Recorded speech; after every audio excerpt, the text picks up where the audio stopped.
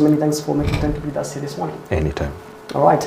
And just right next to him is Mr. Muito Muriithi, who's a political analyst and a strategist as well. Good morning, Mr. Muito Muriithi. Good morning. And many thanks for making time to be with us here this morning. Thanks for having me. All right. Now, Mr. Muriithi, even as we build the basis of this particular conversation, one would argue we're not led by the president, we're led by a constitution. I stand to be corrected. Yeah. And at a time when President William Ruto, will stand in another country and allow, another president to dictate how he will deal with his own people, one asks the question: can Kenya challenge, neighboring head of states when democratic rights are being questioned, or does democracy, require restraints? Well, interfering with any other state affairs is interfering with the sovereignty power of any nation as granted by the United Nations in a UN Charter, because this is what they have agreed in the Union of Nations, that we must respect the boundaries set, and the jurisdiction of any president is within the boundaries of his territory, which is now confining it now to a discussion. We are looking at our president, like Kenya's president, going to a country like Tanzania and declaring plans for investment in a foreign land. That means there's a contravention of the law.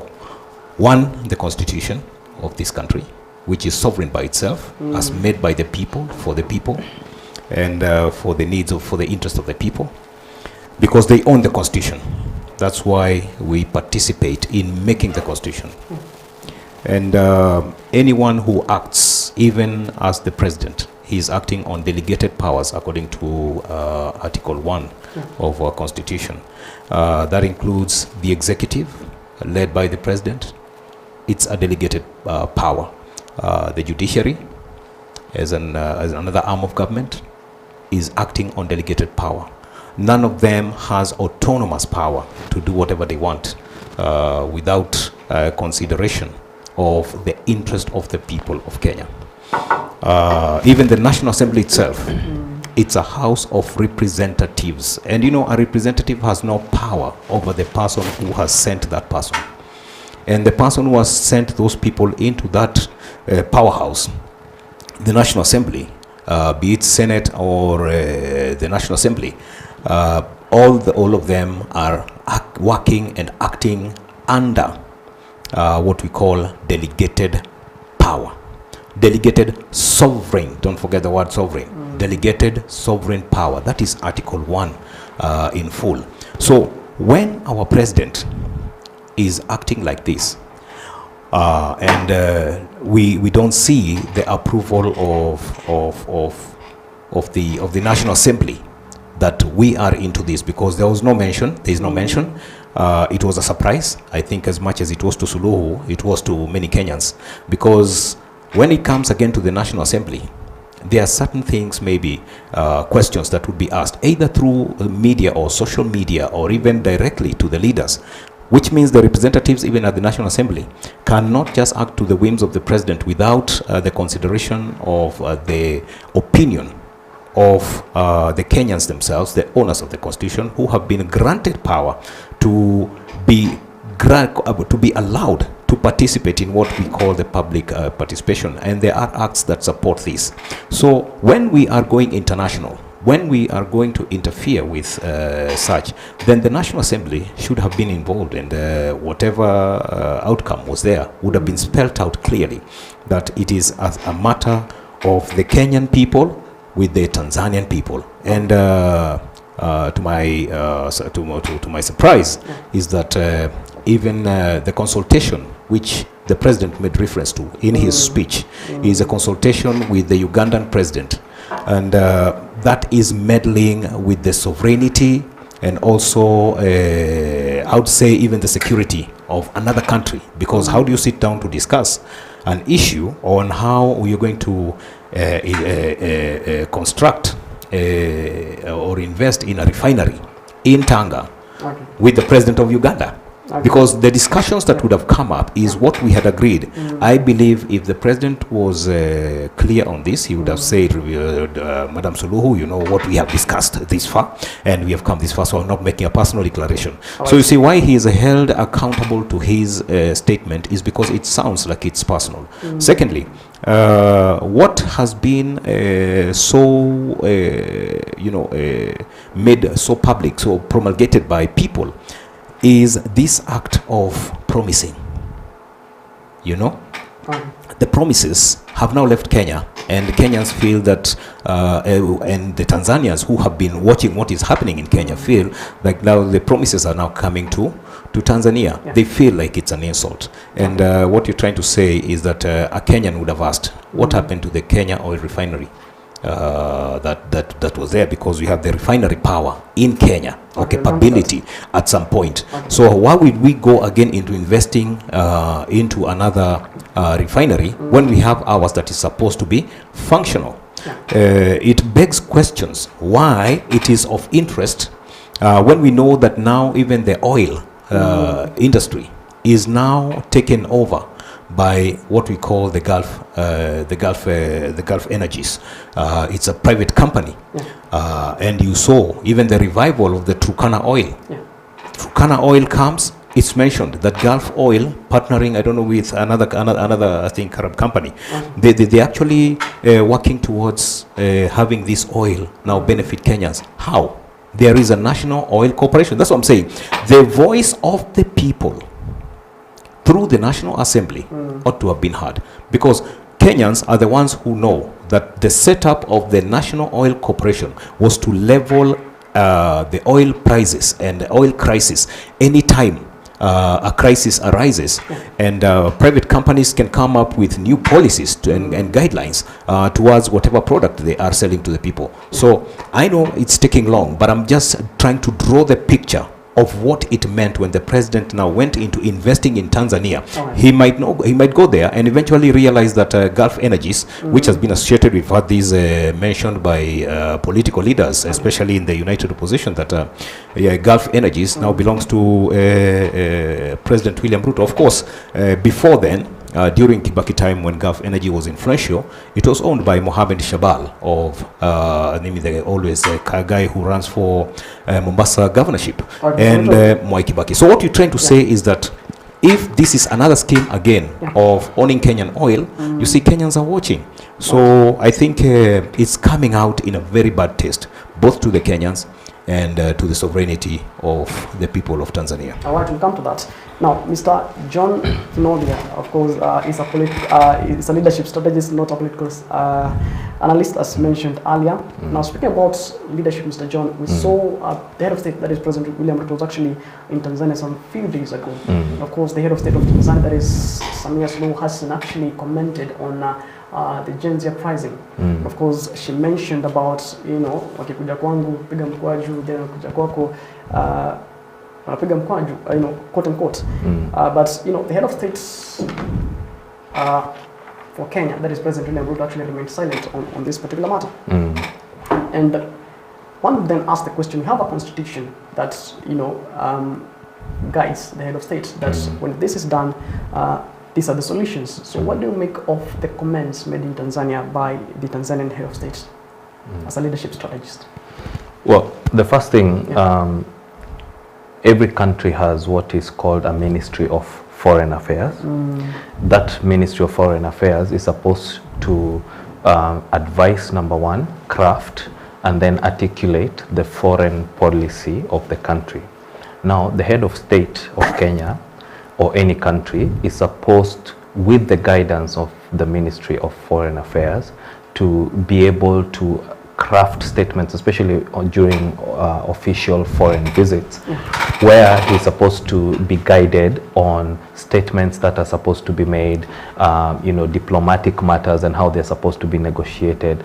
The idea being keeping very cordial foreign relations with the neighboring countries, both within the region and beyond the region. So there have been multiple comments. There's the most recent comment about the oil refinery, which sounded like a roadside, you know, declaration about, you know, something that, listening to that statement, you'd have thought the governments have already agreed, and you know the way forward is clear. But clearly that had not been the case. On the flip side, you know, those kinds of you know, comments, naturally you would part of the job, and it's not just the Ministry of Foreign Affairs. There are a lot of people that are tasked with ensuring that protocol is followed, diplomacy is followed, statements are you know, addressed properly. And in this particular case, to your question, how to handle certain matters that will certainly come up when you're visiting a foreign country. These are matters of governance, these are matters of leadership, and these are matters of state affairs that tell you that all is not right when you know, you don't hear you know, what you expect to be Kenya projecting its foreign policy in a way that is you know, consistent, and in a way that is you know, well articulated, in a way that is advancing the interest of the country, while at the same time managing the geopolitics of the region. So when you hear you know, a comment like that roadside declaration, when you hear you know, what you just mentioned, radio silence when an issue is raised very clearly, where Kenyan citizens were not treated properly in a neighboring country, and Kenyan citizens were not treated properly in their own country, and all these issues you know, are just ignored. Now, if you zoom out, generally in the region, those are previous statements made about, you know, the total number of roads here in Kenya, you know, that are either under construction or when everything is done will exceed all the roads, you know, and you make the neighboring country's minister, who's responsible for you know, roads and works, have to make a statement correcting that you know, that characterization is not correct. Those kinds of gaffes, they're called gaffes. They're when a leader speaks you know, in a way that is tantamount to either it's not factual, it's not you know, respecting either the sovereignty or the you know, the neighborly relationships with the neighboring country, and most importantly, they're not truthful. They don't appear to be truthful. So people can get to a point where you wonder, are you trying to, you know, what kind of relationships are you trying to build with neighboring countries? All that said, these issues, again, we've been talking about leadership, we've been talking about, you know, next year's elections, we've been talking about the citizens' responsibilities. You started this question by asking about the Constitution. The Constitution is just a vehicle. Yes, the vehicle has a driver, but they are passengers. There is the owner of the vehicle. So at the end of the day, the citizens of this country are the ones to assess the job that the leadership of the country has done, and give a report card and be able to decide, do we give this person another term? Have they passed the interview? Do they continue with the job, or do they stop and somebody else stop? So all these issues at the end of the day, remember, if you don't have good foreign relations with your neighbors, and it's not just to the south, it's in different directions. You know, we've hosted rebel leaders for neighboring countries, and it has become big diplomatic issues. A leader, a president is supposed to conduct the foreign policy of a country coherently on one side, and then in a manner that advances the interest of that country without necessarily picking unwarranted fights with the neighboring countries. Okay, yes, fair enough. Now, Mr. Mwita Muriithi, looking back, we have seen actually, you know, the uprising in Uganda when they were actually doing, you know, the elections. We actually saw Bob Njagi and Nicholas Oyo were actually, you know, arrested Of course, the government actually denied. But later on, they actually said that we had them in the fridge. That was also witnessed in Tanzania. We actually saw, Kenyan activists being detained in Tanzania. And one then asks the question, are East African governments, becoming increasingly uncomfortable with, this digitally youth mobilization? Well, like you always say, change of times calls for change of the mind, change of thinking. If the environment around you is changing and you don't change with it to adapt, it becomes very difficult. And the mindset that some of the leaderships in Kenya, Tanzania, East Africa, we talk about countries like Rwanda, these are people who are ruling with the iron fist, a dictatorial mindset that I am the president and I'm supposed to rule. And I'm supposed to make declarations and say anything that goes to my whims and my interest and my liking. And forgetting that days when it used to work was when it was happening on ignorant citizens, because information was so hidden. I know some of you have come of age when we are in that digital space. Some of us grew up in a space where we only had one television, and it had to receive phone calls. Even the editor himself knew what story to air and what not to air and how. Cabinet minister would dictate how this thing is done. Whatever you're going to say concerning him, for the sake of pleasing the president, when he hears that it was not the 10,000 shillings I gave, I added another 10,000, so mine is 20. And that's the politics that used to be there. And the president will say, these are good, this is one of the best guys. So that was dictatorial. And we had to swallow that one, much as we knew that even the money itself was not forthcoming, because it was Likwana Changa and they still come for it. So what I'm trying to say is, the dictatorships being established currently in Tanzania, Kenya, Uganda, because they have their master craftsman, Yoweri Museveni. Kagame is there for now 32 years. Museveni has hit 40. Now, these are the people who are trying to tell them, we have not been wrong in clamoring to this position. It's a sweet position, especially when you are able to squeeze your people to a certain way of thinking and begin to rule them with an iron fist. And that is what they're trying to do. Laws are being changed left and right, only to discover that the person who makes the loudest scream is a Kenyan citizen. So I think it's dictatorial leadership in the making, and that is what we are witnessing with what is happening. Unless I've left out something, that is how I perceive the kind of leadership that we are having as growing into some dictatorial leadership.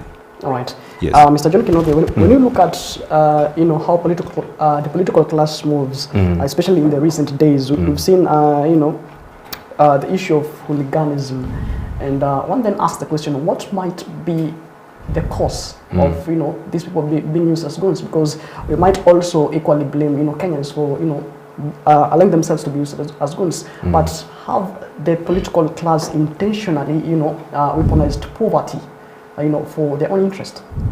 That's a good question. So anytime you assess a matter, whether you're looking at it from a moral point of view, a governance point of view, leadership point of view, security point of view, or a societal point of view, you have to look at the root causes. So the question is, there are two people in this transaction. There is a politician or their underling who is hiring the goons, and then there is the goon and the people who organize them. And this is a transaction between two people. Money is exchanged. And the bigger question is it right, is it proper for somebody to, one, give money, who is supposed to be a leader, who's supposed to be, a member of society in whom leadership responsibilities have been bestowed on behalf of the people. They are a member of parliament. They are, a member of the county assembly. They are a senator. They are a governor. They are a president. So leaders are accountable to the people who elected them. And by the time you start, paying money to hire goons to attack your opponents or have any other outcome, whether it's to shout down your opponents or cause chaos or even create the appearance that you have a lot of support there, that is wrong. That is fundamentally wrong, and it should be condemned for the I was about to say for the filth it is. It should be condemned for what it is. That's not the proper way to conduct leadership. On the other hand, there is a young man who is presenting themselves for hire. They become goons for hire. They are paid money to go and oppress their fellow Kenyan citizens, their fellow young people, another person, a leader or a prospective leader who's talking to people, trying to convince them that they are the right people. This democratic process should be respected, and it should be respected by all. So there's fault on both sides. Now you pose an economic question about, weaponizing poverty or taking advantage of somebody's state, and that cannot be ignored, because predominantly you do see that these so-called goons are sourced from particular areas. They are sourced from areas where there are low incomes. Sometimes they go to the very slums or areas where people are living in abject poverty. The rate of unemployment is very high, and not just unemployment, just vocation, whatever your profession is, and they find people who do not have jobs, who do not have something they're doing for a living. That's why that person has the time to go and engage in those activities. If you approach a young man who's already engaged gainfully, either working or in a business or doing their own vocation or craft, they don't have time for that. So there is an aspect of taking advantage of people. Certainly these are adults in most cases, and they are still responsible for their actions. These are criminal acts actually. One, when you get paid to go and harm another person or cause destruction of public property or maim another person or even kill. People do get killed in such circumstances. That's a crime. The payment itself is a crime. The act itself is a crime, and both sides are not only engaging in criminal behavior, but behavior that's very antisocial. It's contrary to the norms of a healthy society, a normal society where people respect each other's rights and properties and lives and well-being. At the end of the day, again, it comes back to the citizen of Kenya. How much are you willing to tolerate this, gradual, descent into the abyss, going into, the pigsty, going into what we call a mtaro. You're going to the ditch, because at the end of the day, the politicians are trying to appeal to the same citizens, the same voters. I am the better person. So when you see somebody coming with goons to a meeting, then that should automatically qualify them. Now there's a bigger problem of when one person comes with goons and the other person doesn't, they get terrorized and their supporters get terrorized. So now you're seeing, and two wrongs do not make a right, but you're now seeing both sides have to. One is defensive, the other one is offensive. We should have zero tolerance for that kind of public discourse, that kind of politics, that kind of behavior in public spaces. The person really being abused is a Kenyan citizen, because they are the ones who will be physically assaulted by these goons. They are the ones who will be robbed of their phones and other valuables. They are the ones who will not be given a proper venue and space and occasion to listen to prospective leaders. It's really a job interview. It's like going to a company to interview for a job, and then you find all kinds of goons hired to disrupt you and to rob you and to harass you.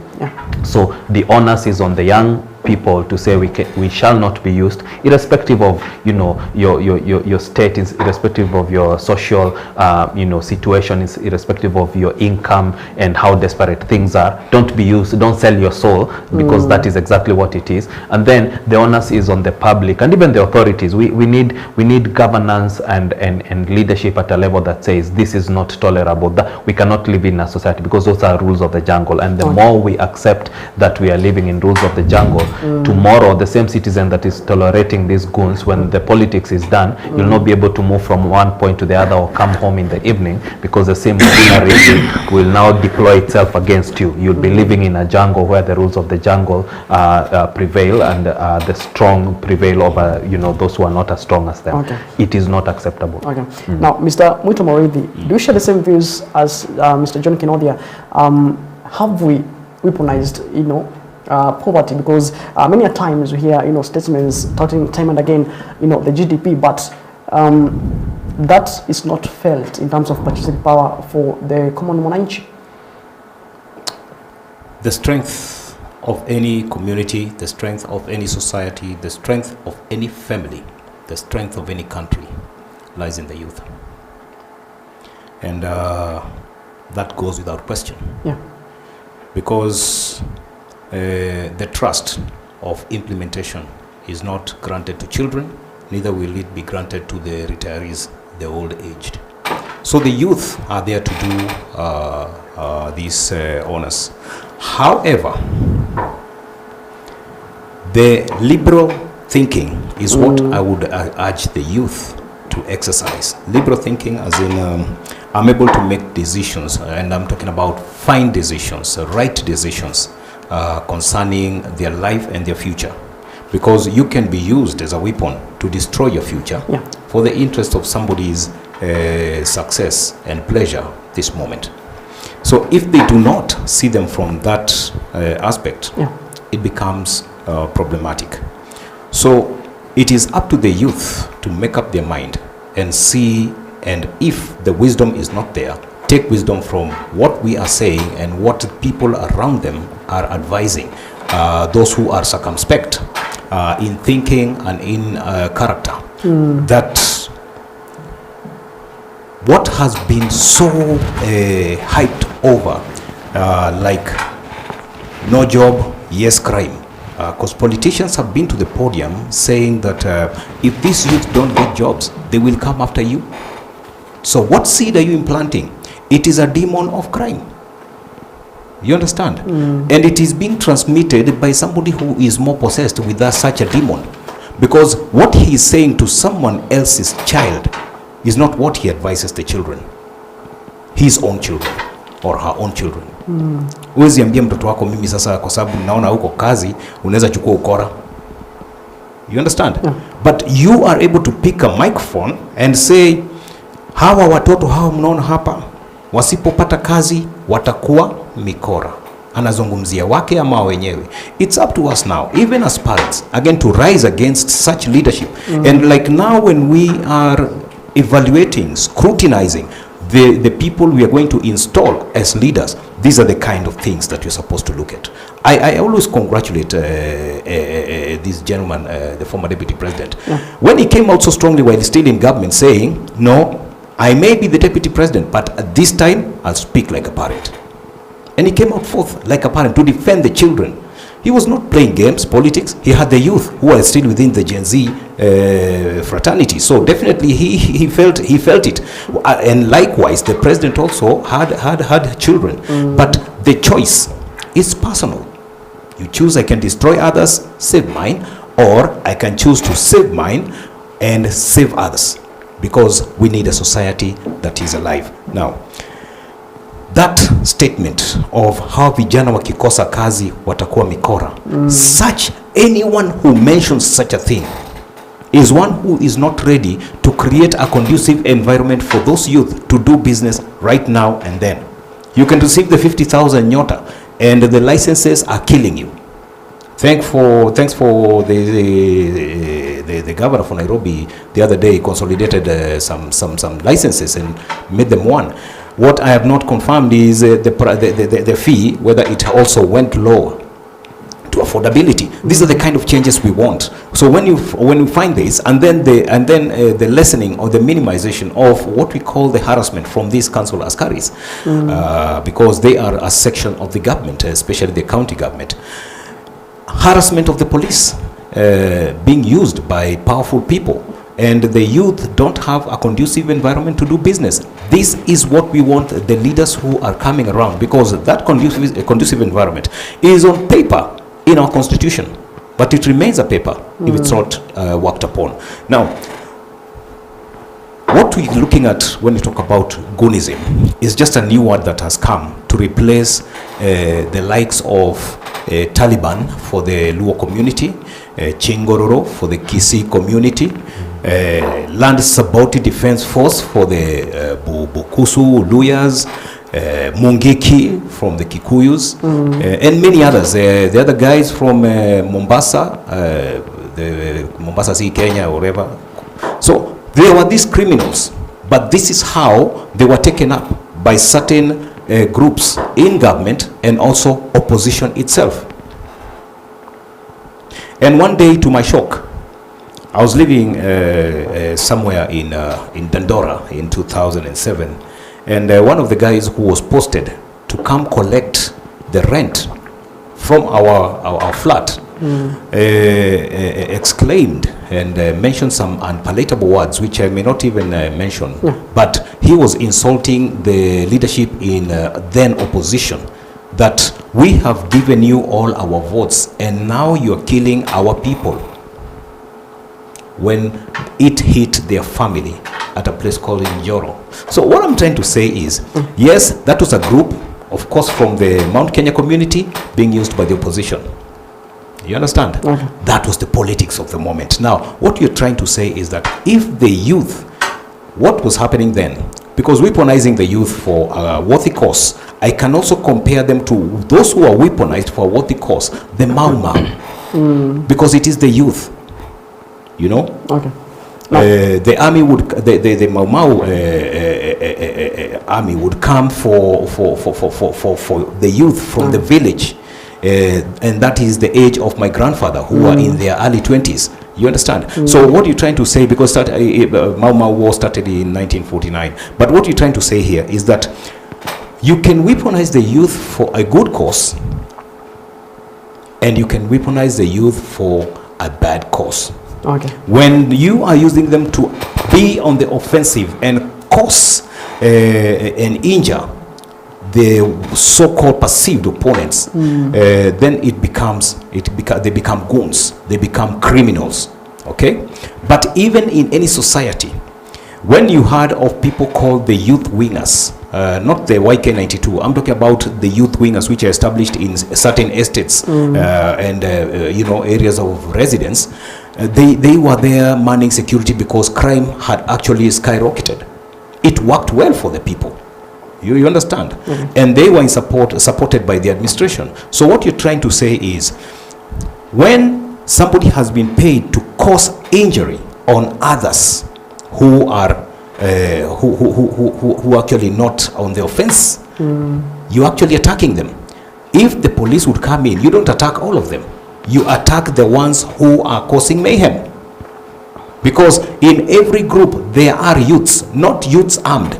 I'm talking youths. Because the moment we call youth goons, it means you seated there below 35 years, you are a potential goon. Yet you're working, but if you find yourself in a space out there and people are running, you're a goon. So I didn't want us to misinterpret and criminalize everybody the way the interior CS wanted to criminalize that this side has got goons. Yet we are seeing, even on camera, that when there are meetings for the opposition, then there are attacks that come. You don't attack yourself. So the youth in that meeting are not attacking themselves. And speaking about the youth, so you've mentioned the interior CS, that is CS Murkomen. We will be commemorating, 2 years since the 2024 anti-finance bill protest, because people were killed, and that was actually witnessed in 2025. Yeah. From where you sit, have you seen, some sort of justice and closure? Because some of the atrocities committed by, some allegedly men in uniform. Have you seen some sort of justice that the government is actually trying? Of course, we actually saw they're trying to do compensation, and one asked the question: how do you come with an amount of compensating for lost life? You see, there is no goodwill in retracting what had happened. They would retract whatever statement they made. Shoot to kill, shoot the leg. Yeah. They have never shown any remorse or even apology that they said the wrong thing. And the youth are still watching, and that's why they keep referring to it. You go to social media and you'll see them mentioning this thing many times. Okay. You know, if you don't revoke whatever statement you have spoken earlier, then it means you do not have a goodwill. You're not in good faith for the change everybody is clamoring for. And I believe the day we shall leave that kind of egocentric mindset and that has been exercised, I think it still remains something like a time bomb. The youth are still enraged, and they are wary of possibility of being shot once again. Okay. Or killed once again. So I think the government should have a very good PR team that would actually explain these things, maybe on behalf of the president, but you see, on behalf of the president of the CSS or any other person who has made such frivolous statements. What we need is that we need a government that is responsible and a government that is there to serve the people. And like I said, they are still subject to the people, because if the masses would rise against them, then they would realize they're actually few and on the losing side, which is not what anybody is looking forward to. But you've seen citizens rising against governments. Okay. We don't want that in Kenya. Fair enough. Now, Mr. John Kinobia, let's talk about the fuel crisis in the country. Just some few days ago, President William was actually in Tanzania. Of course, there were 8 agreements, including 130 billion Kenya shillings in trade targets, and as well as 65 billion Kenya shillings in investment. Of course, we had what the head of state for Kenya actually said in Tanzania, that they have agreed to construct a refinery in Tanga. And yet again, the head of state for Tanzania, that is Samia Suluhu Hassan, actually said that he knew about that when through the media. So, as a leadership strategist, how embarrassing is it, diplomatically, when host president says that they learned about a major project through the media? The first thing, it's not good decorum to make those kinds of what are really roadside proclamations about dealings with other governments during a state visit to a foreign government, when the very basic fundamentals of those matters have not been discussed and agreed upon by the said government. Some have likened it to what has now become a culture in Kenya, to just go and say, I'm doing this, we've done this, we've agreed this, we are launching this project, we are relaunching this one, we are going to do this, government policy, even internally, needs very careful process, very careful deliberation. There are safeguards that are put in place, there are checks and balances, there are constitutional, guidelines about government policy. It's not something that should now be reduced to that kind of whim. It becomes a problem when it is fictional, when it is not true, when it is, half-truths, when it is, a lie combined with a truth, when it's just outright, making it up, making things up as you go. Now, by the time you get to a place where you're making those kinds of proclamations in a foreign country, one, it is hugely embarrassing to the country, and unfortunately, it becomes the news. The ridicule that is attracted by those such comments, that sort of drama, scandal, very scandalous sort of controversies, where your counterpart, who is really your host, has to say, I don't have a clue what you're talking about. I've had it in the media like everybody else. It's very embarrassing. But beyond that, again, it talks to the tenets of leadership, the tenets of governance, the pillars upon which national leadership is built. That is not the projection you want to make of your country towards a foreign country. Remember, perception sometimes amounts to reality in the eyes of those who are looking at you, especially in such foreign trips where a lot of Tanzanians may not know the president personally. They may not be as exposed to what he does every day, who he is as a person, what he says. So when your perception by the host country and the fraternity of both media, you know, the governance, the leadership there, and the citizens of that country see you portrayed as not being truthful in what you're saying. It is such a tragedy that, you know, you can lower yourself to such a place. Now, having said that, there is very unhealthy political sort of discourse over time within the region. Like I said earlier, neighbors are supposed to live in a conducive environment for them to live next to each other, to transact business with each other, to do economic activities, to engage in, you know, foreign policy. And in most places around the world, except those that are either at war or some historical issues exist, neighbors should be there for each other and help each other. So we find that there's almost a toxic relationship between this foreign government, so that this foreign leader is always, you know, contradicting the other one. This one is making a statement, then the host immediately contradicts. Those are not the things you want to see in national leadership. I talked about foreign policy before. Foreign policy cannot be at the whim or, you know, left to roadside proclamations and things that just come up to mind and you just say them. Foreign policy is a craft. It's a very carefully, you know, constructed statecraft. It's you use diplomatic and other means, you know, between training and experience and the tools of diplomacy and statecraft to very carefully craft even statements. So what a head of state says when they are visiting a foreign government should be something that is very well constructed, very well articulated, very well positioned. People should think about it before such a speech, you know, is made. Why? Because these things have the potential. We've seen countries go to war when people start being careless with what they are saying, and over time it breeds such hostility between nations. So we also need to go back to the discipline of leadership, discipline of governance, discipline of statecraft, discipline of foreign policy, discipline of, you know, crafting statements that are well thought out, discipline of always putting the interest of the country ahead of personal interest, always, you know, stating things that encourage good neighborly relationships, trade relationships, commercial relationships, economic relationships, political, geopolitical relationships between neighboring countries. So when it's reduced to that kind of level, where a whole president of a country has to be embarrassed in a neighboring country, you know, and the host president says that I'm hearing these things in the news, we shouldn't be operating at that level. That is too low a bar to set for leadership. Okay.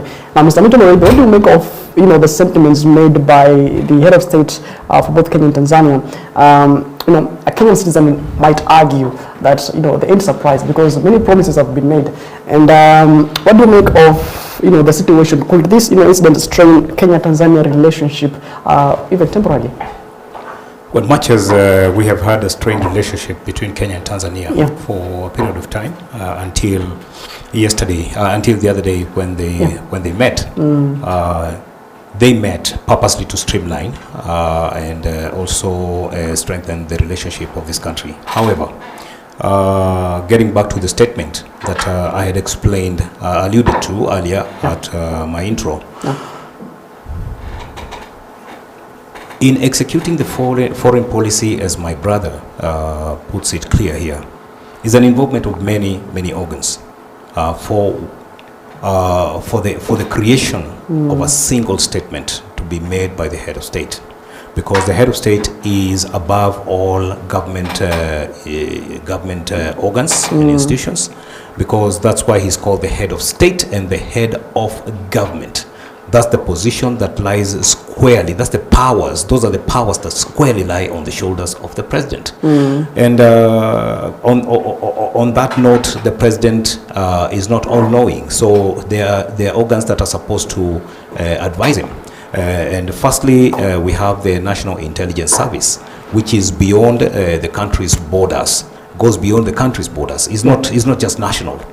It's national per se, but it goes beyond, because the NIS is in the capacity of a Mossad or even CIA for the US. But FBI will operate operate within. It's just like the DCI. So when you talk about the NIS, of course it has intelligence even from outside the country.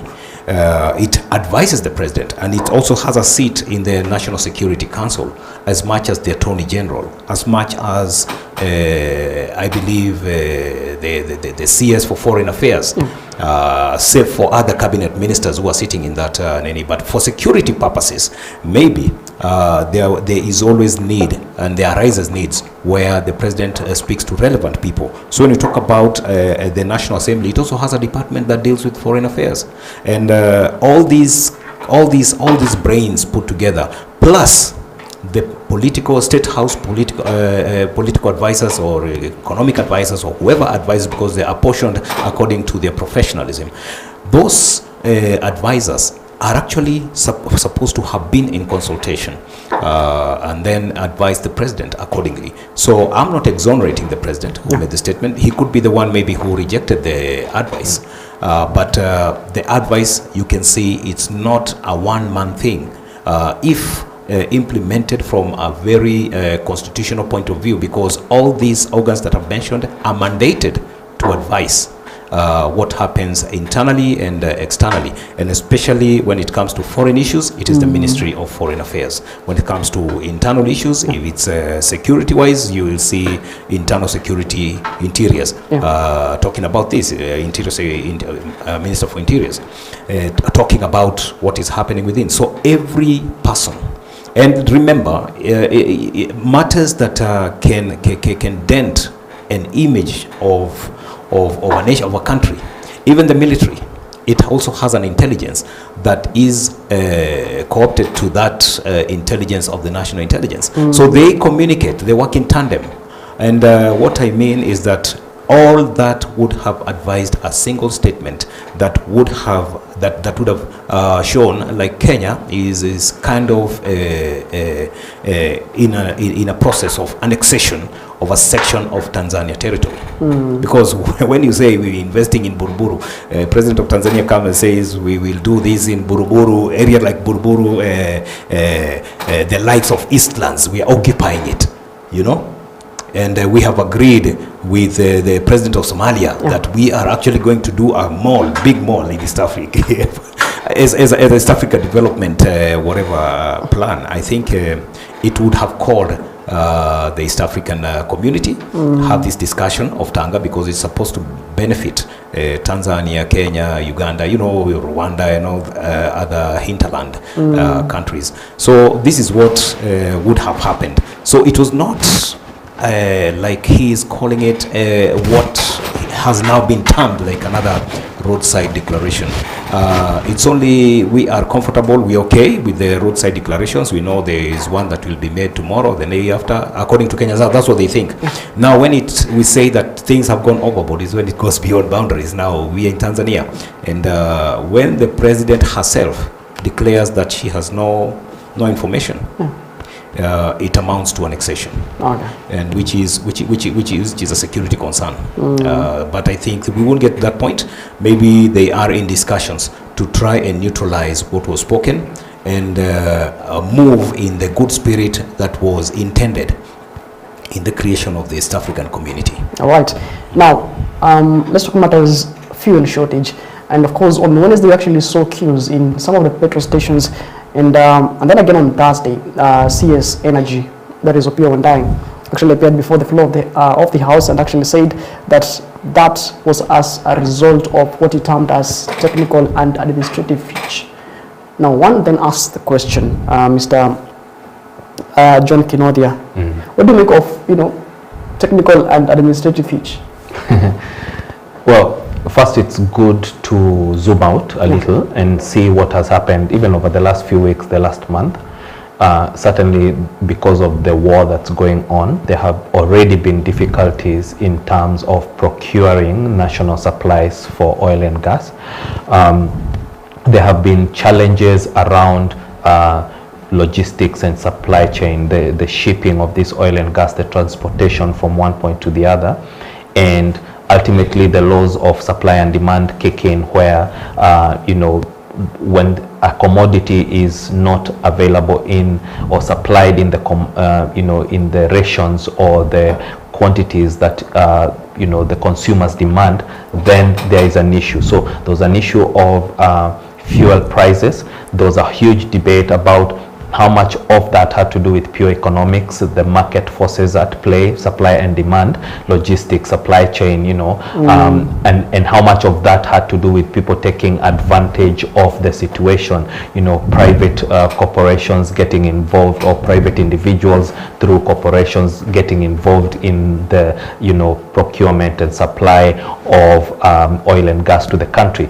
Now, when it gets to a point where, we saw government intervention to the point of policy where, VAT was, reduced by half from 16 to 8%, and a lot of other measures were taken. It was claimed that the government had subsidized so that, the prices would have been even worse. It is intolerable and unacceptable for there to now get to a place where, because of quote unquote administrative issues, that it's getting to a point where people are queuing just when people have dealt with that headache.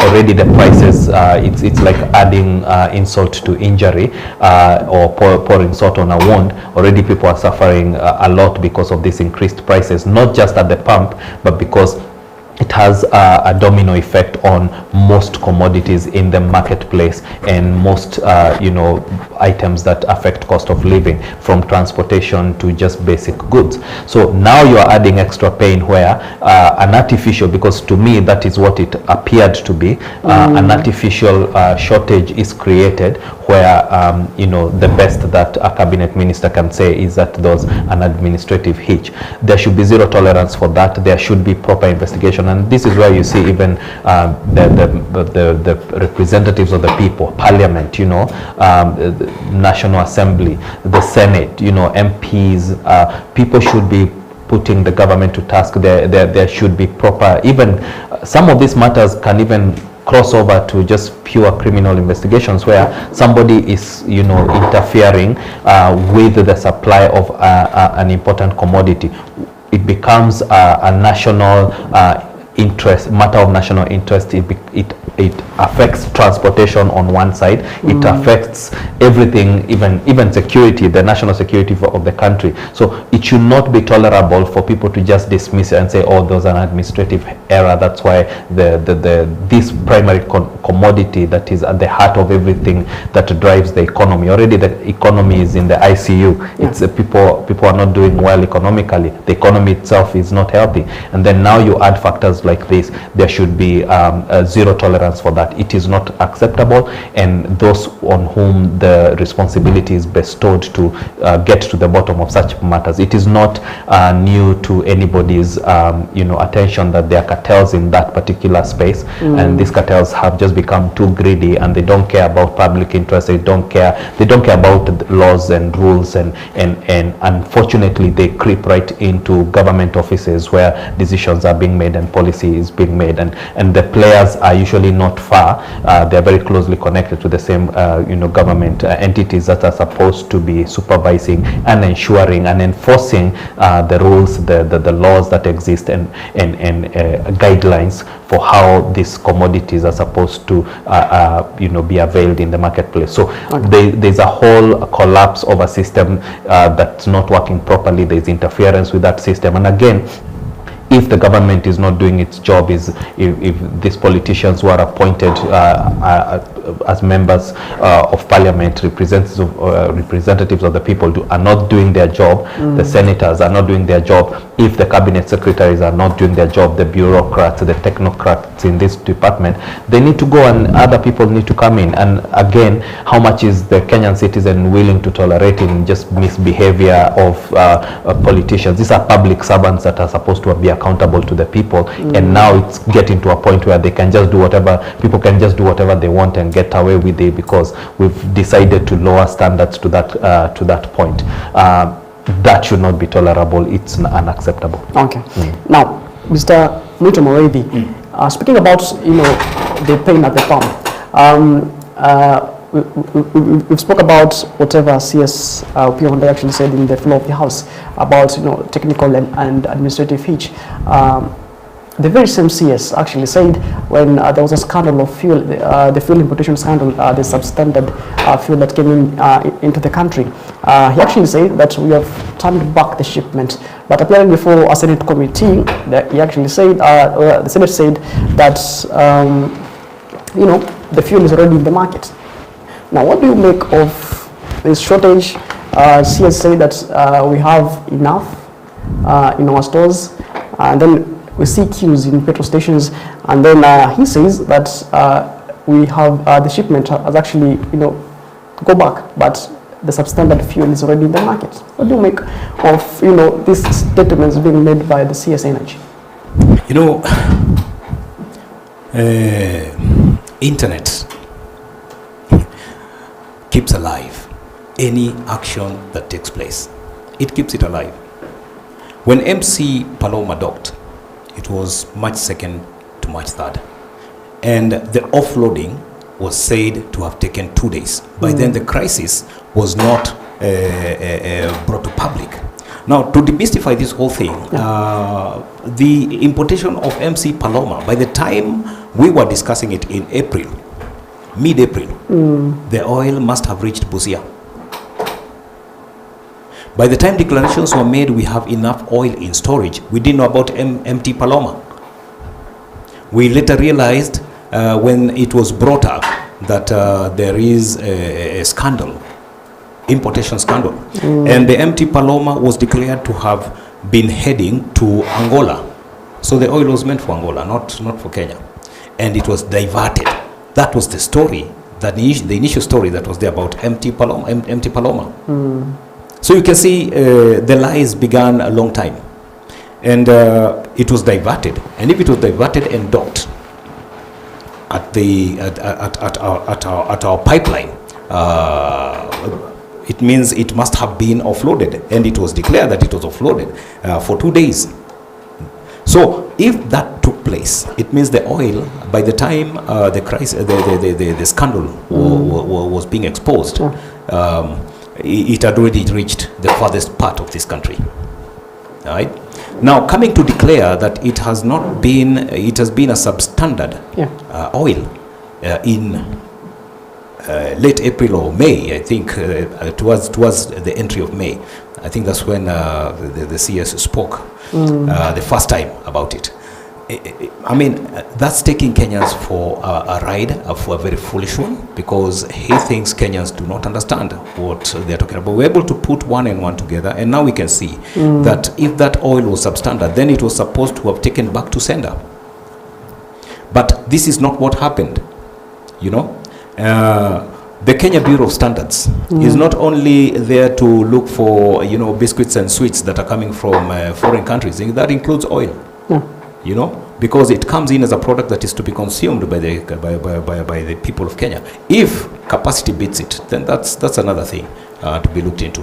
It's all settling into one thing called negligence. Negligence of duty, professional negligence.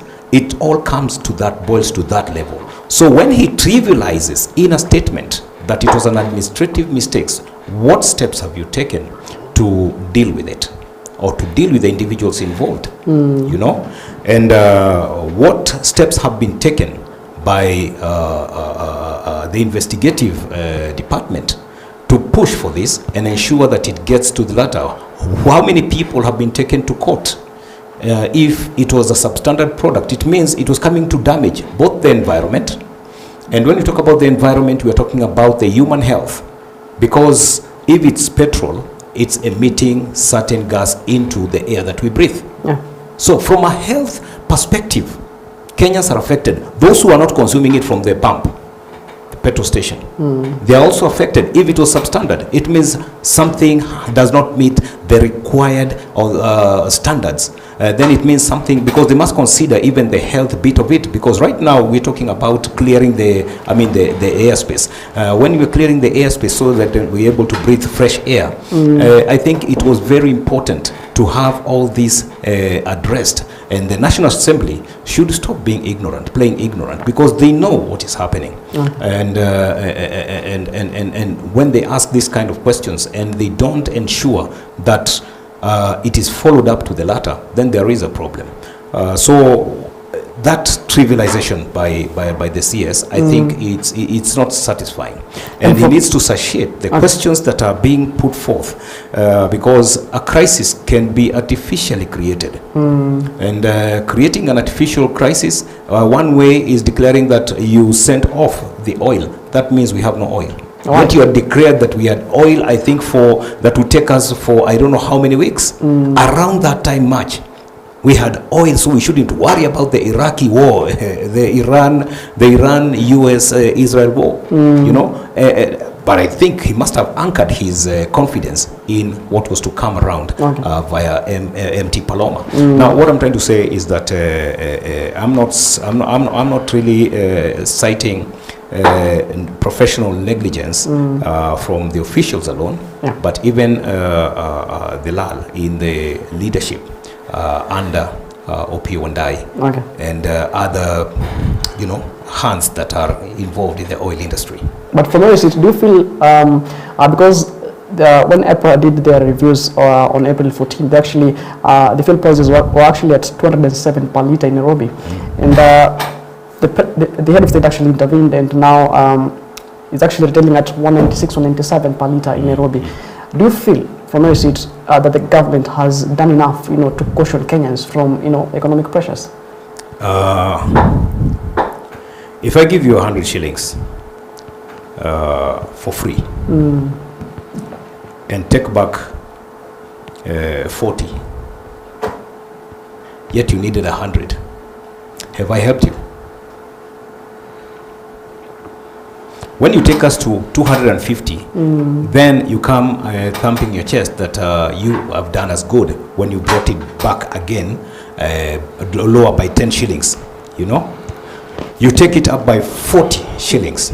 And here we are right now, having alluded that the Gulf energy already means, if the Gulf energy and the other Arab whatever have already declared that there is good oil that can be traded with, or petroleum that can be traded with from Turkana, then it means this crisis was uncalled for. When Uhuru Kenyatta was the president, he declared that we are able to dig out 200,000 barrels of oil, earning the country 2 billion, you know, Kenya shillings. Now, Kenya is not supposed to be discussing oil crisis as we speak right now, because it means the country, the regime in place is declaring there is oil. There was oil even then, even much as they said it's not meeting international standards, but it could be meeting the consumer standards, you know. What you're trying to say is that even the international standards themselves are not explained what they are to the people. So it's just something that is hazy. What we want is that these oil prices should be brought down even lower than they are right now. Now, having that declaration that we have oil in Turkana that is to be manned by Gulf, because it was in the daily, so it's in public domain. It means that the country, the nation, the government should actually take this even much lower. We are supposed to be discussing 90 shillings, not 190 shillings. You know, yeah, that's where we should be. We should be starting from. So I think what is just running in the petroleum industry is hot air, and I feel so sad, because when I look at countries like Niger and Nigeria and many other countries that have had oil before, oil crisis, they have ended up in war. Sudan and many other countries like that. Kenya is blessed. We have oil. I think it is time it benefits the people of Kenya without too much politics, selfish interests. So once that one is dealt with, I think Kenyans will be able to benefit from the oil. So the issue of taking it to 220, then bring it down to 197 is not a favor. You know, we have a right to enjoy the benefits of the natural resources that have been stashed in the Kenyan earth. Okay, fair enough. Now, Mr. John Kinodi, let's talk about, you know, as part of, you know, the government's efforts to make sure that there is supply of fuel.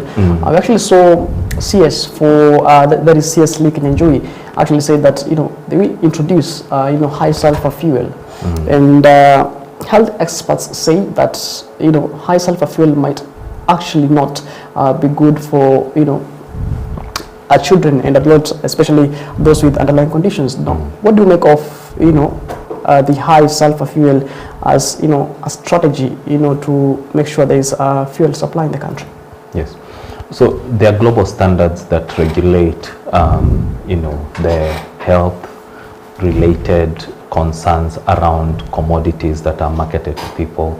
They regulate, you know, what is acceptable in terms of things like pollution, carcinogenic elements in some of these substances where, you know, just by their use, and it's a very simple construct.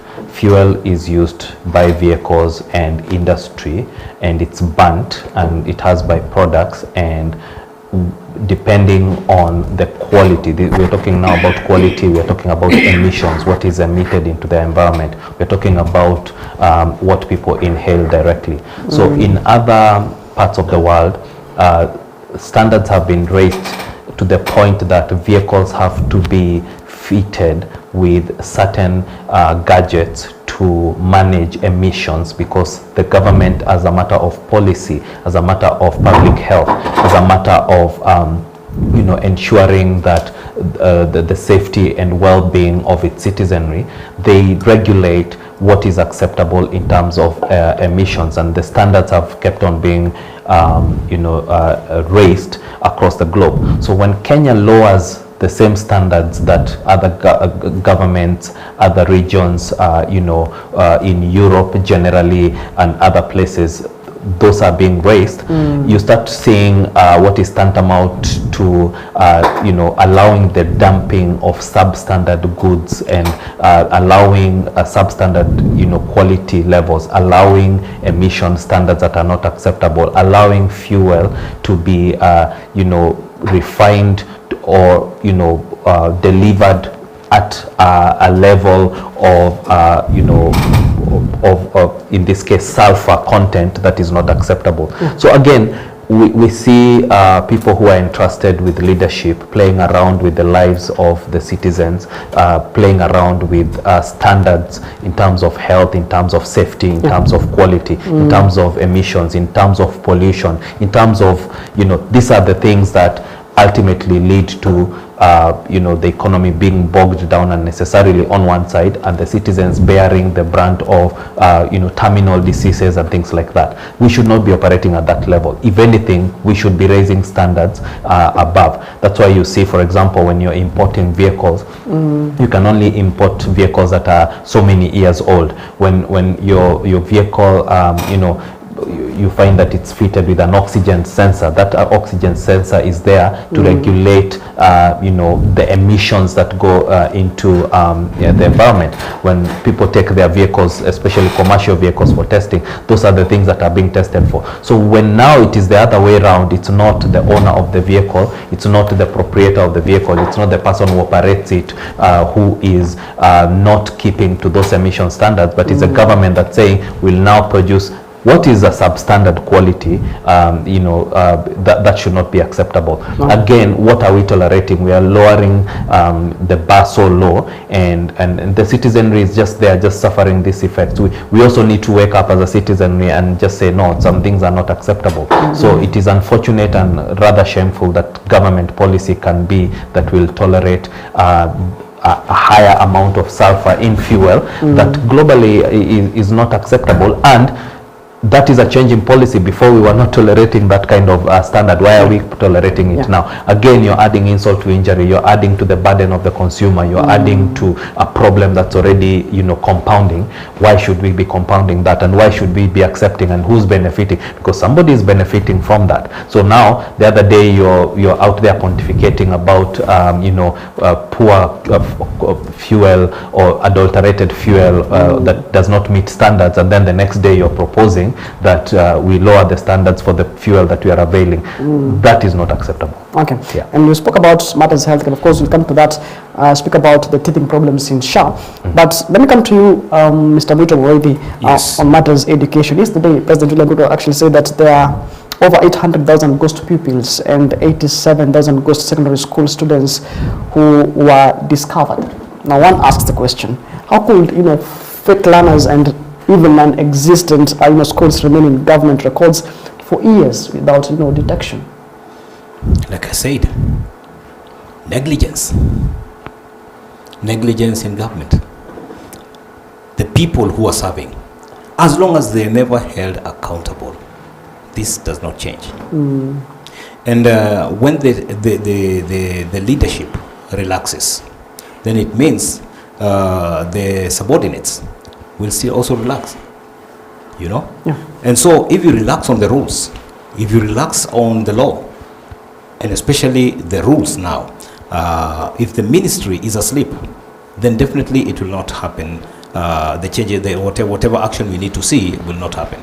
If the ministry itself, the Ministry of Education, is working in cahoots with the crooks or the cartels in the Ministry of Education, because those are cartels who are operating like that. Remember when Machariai became Minister for Education, he was able to curtail something that had lasted for so many years, and I think it must have started long before, after independence. This thing of stealing, swapping results for students in favor of certain institutions. This used to happen because the same institutions are the ones who used to set the exams and all these kind of things. But the streamlining brought some change, and people began to receive the results they have worked for, especially people in your generation. Now, the Ministry of Education, when we experience this kind of thing, we say that they are ghost students. It means somebody who is actually representing the ministry. And I'm talking about the hierarchy, all the way from the ministry officers at Jogo to the officer representing the ministry at the education office, at the ward level or even sub-location level, is the person who is actually failing, you know, because what's happening with Kenya is corruption. Corruption compromises all officials that you find accused of certain scams. And that is what I'm saying. If corruption is dealt with, and we have defined corruption, we said corruption is not a tangible thing. It is a mentality of stealing, robbing, and coming to the spiritual understanding, it is a demon of theft, you know. Yes, so it's a spirit from hell. If we discard that spirit from hell and choose not to work with that spirit, then the nation becomes honest and sincere. Look at the changes of a country like Singapore. Singapore, that has been so hyped, they decided we must follow the rule of law. Anyone who is caught in corruption, in a corruption case, he was dealt with thoroughly. Okay? And people decided to toe the line when they saw the vision and understood it. But you see, when we're having an amorphous vision held by a regime, which they actually abandoned even their manifesto, which is the vision that we saw that would have caused Kenya change.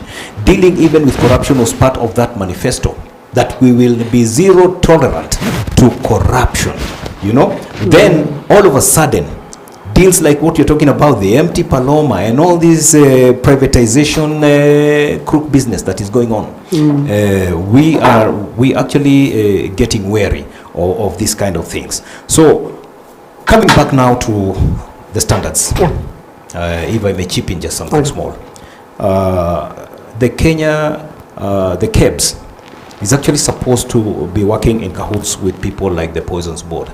because poisons board is not only what you consume orally, but I believe even what is being inhaled is causing medical issues. They should be contributors to the understanding of what kind of petroleum products would be sold in this country. I'm not saying that they get it to the industry, but they have the capacity to test, check, and see what's good for the human anatomy. However, the KEBS is squarely charged, and I know much as it's squarely charged to ratify anything, whether they are petroleum experts at the petroleum rankings or the petroleum line or the energy department, right from the top, there must be experts, and I'm talking about experts because I know they're professionals. They're people who have studied oil and all these things and the geology that goes with oil. They are people who should advise. Plus, those who have studied the oil science, they're able to advise what kind of oil is supposed to be consumed in Kenya time to time. So it is a continuous process. So perpetually, they should be looking into what kind of oil comes in. So if there was some laxity somewhere, and especially at the port, because in every port we have the Kenya Bureau of Standards are stationed, I believe the failure should actually be targeting various people, various institutions. Okay. Now, Mr. John Kinodi, coming to you on matters education, of course. Yesterday, there was the second National Education Conference, and of course, CS for Education, Julius Migosogamba, actually said that they have done a transition of about 99 something transition, but yet again, you actually see stories of people who are still at home because of how expensive education has been, and as whatever we've seen in the fuel crisis in the country, are you witnessing a leadership crisis even as we look at the ghost learners and ghost and non-existent schools emerging year and year again, because this has not actually started with this particular regime? Are you witnessing a leadership crisis? Education in the past, especially in history, was the most revered profession. This is where you'd be entrusted with the soul, the mind, the heart, the thinking, the character, the personality, the knowledge, the education of a young person, taking them from a point of almost zero knowledge, except basic human instincts and survival skills, all the way to where somebody would be, certified as learned, certified as having gained certain knowledge, certain skills, professions, all the way from mission critical vital professions like having doctors and nurses to take care of the healthcare system, having people qualified in the same education sphere to offer education to others from primary to secondary to tertiary and beyond, and where you'd have industry and commerce and the economy having education as its foundation, because people have gone to school and studied and excelled at something, gained useful skills and vocations. Today, the education sector is, again, like the rest of the country, filled with a lot of rot. You go to any basic educational institution and you find games being played in those institutions that just tantamount to pure greed, pure corruption, and evils that the society should not even be featuring. You see a gradual deterioration of education standard, whilst now educational institutions and positions are being used for people to make money. Decades ago, President Mwai Kibaki instituted as government policy free education within the country from primary level, and now you get to observe that education is so expensive for parents today, because in addition to the government abdicating its role as the primary vehicle and conduit for proper education and educational systems and policy in the country, all the way to the heads of institutions, teachers, boards of boards of management, and even the teachers. They used to be called Parents Teachers Association. These days is the Parents Associations and all that. You see a rot in that whole system. the ultimate impact is to Kenya as a country, it's to the economy of the country, it's to the citizen, it's a social crisis. You see people coming out of the educational system being half-baked. You know, never mind the fact that, you know, there aren't sufficient jobs for those who are qualified, but the educational system is not churning out the quality it should be. So the direct answer to your question is that the whole educational ecosystem and infrastructure needs to be questioned. When there are ghost learners, you know, that means that there's something called capitation, which is the amount that the government, you know, apportions for each student in a learning institution. And again, that's how the whole system of free education is supposed to work. Number one, that capitation is never enough, and then now we're inflating numbers so people can steal. And where is that money going to? And again, there's a rot in society that just being allowed to prevail. And we must hold everybody, even the citizens of this country, we're just watching every day as these standards get lowered. In how many sectors have we discussed today where the standards are being lowered, where there's a rot, there's corruption, there's so much going on that is detrimental to the health of the nation and the health of the country and the social, you know, psychosocial well-being of the citizens of this country. Again, yet another thing that we should not be tolerating that has become almost normal. Right, fair enough. Now, Mr. Mutamo, I can see you are ahead of time, but let's talk about we've actually seen, you know, some of, you know, state-allied leaders actually say that former President Uhuru Kenyatta should, you know, cease from being politically active.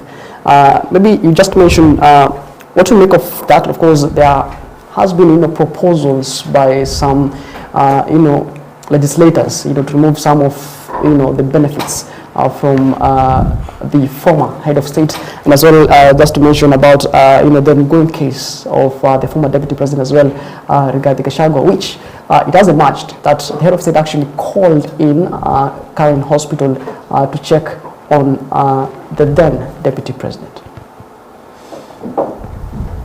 If you asked a sitting leader, and I'm talking about a president, a member of parliament, a CEO in our organization, we can have all manner of opinions declaring how they should behave now and after.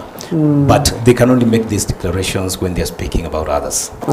Because very soon, in August 2027, some of them will be former members of parliament. And they will begin to justify that once a parliamentarian, once a politician, always a politician. So you cannot tell them to go quiet. Neither can you tell the president who was once a politician and now still remains a politician, you know. And there is no law they can shut up a retired president. There is no law. The only thing that he doesn't have is the powers that he was exercising. He cannot exercise them now. But playing politics, participating in political affairs, he's still a politician. It's a personal choice, personal prerogative to choose not to be active, the way you saw His Excellency, the late retired President Mwai Kibaki did. Mwai Kibaki chose silence and actually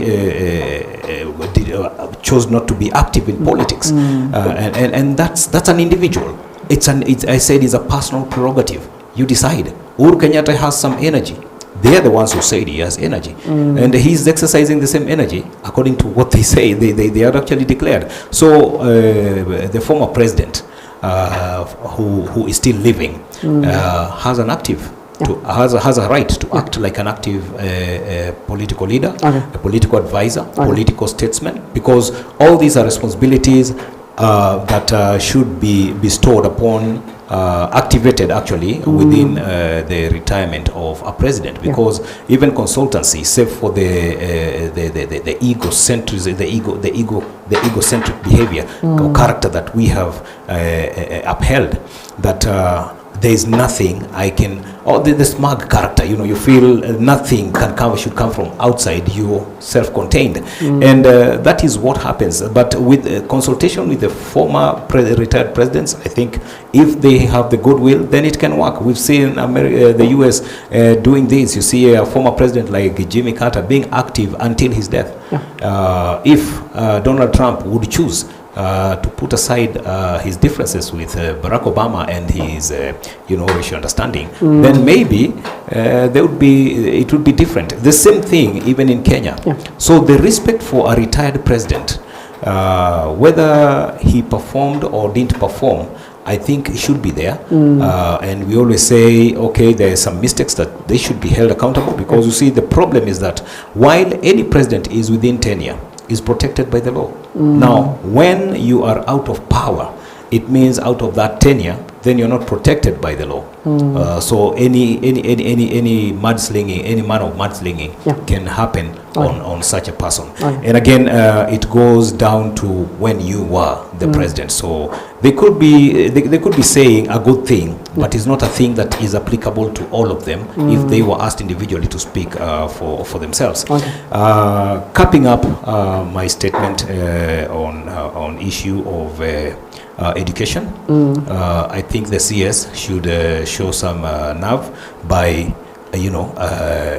holding a few officials, not a few, but all officials involved in this scandal.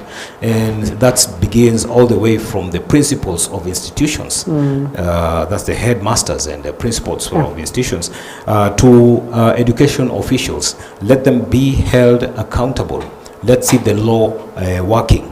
Secondly, lastly, about the lowering of the standards, it could be right, could be wrong, because Kenya has had that tendency of going by international standards, not by local standards.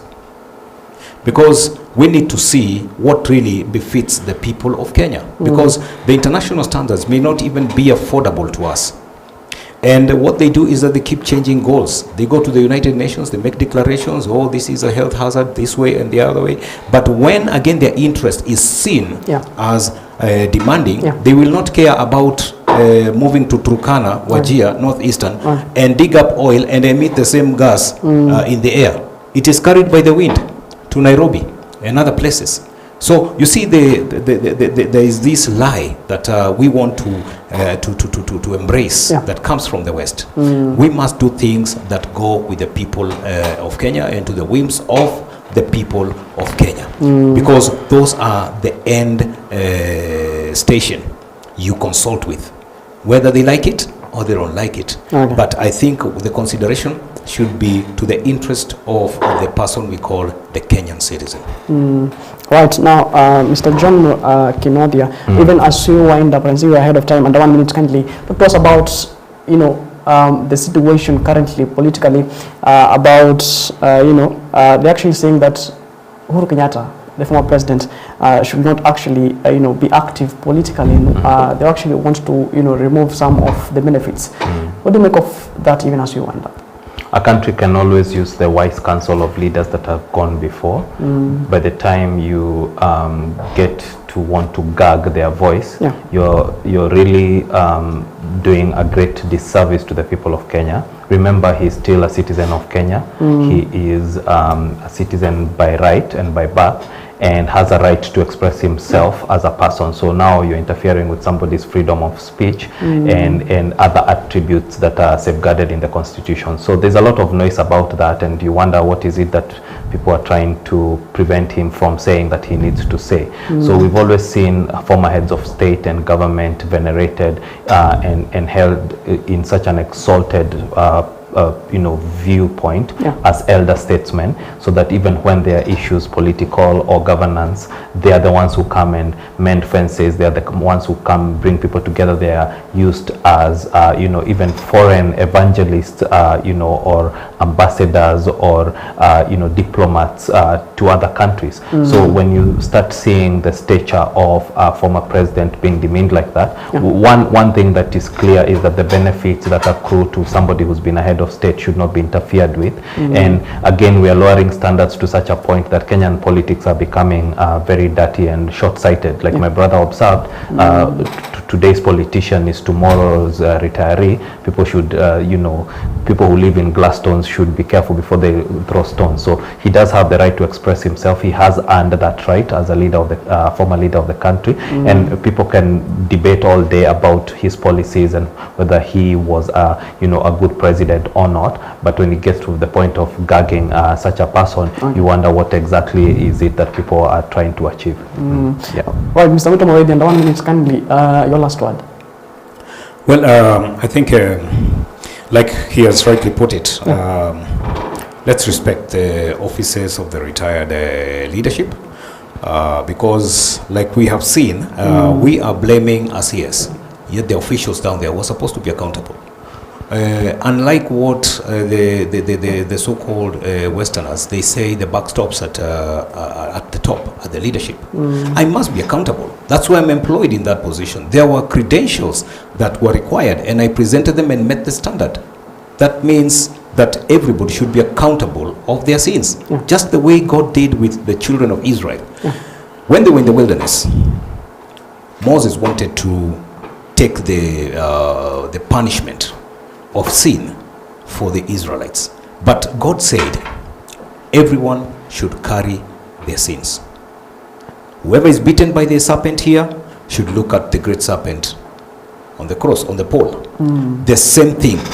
Everybody must be accountable of what they do.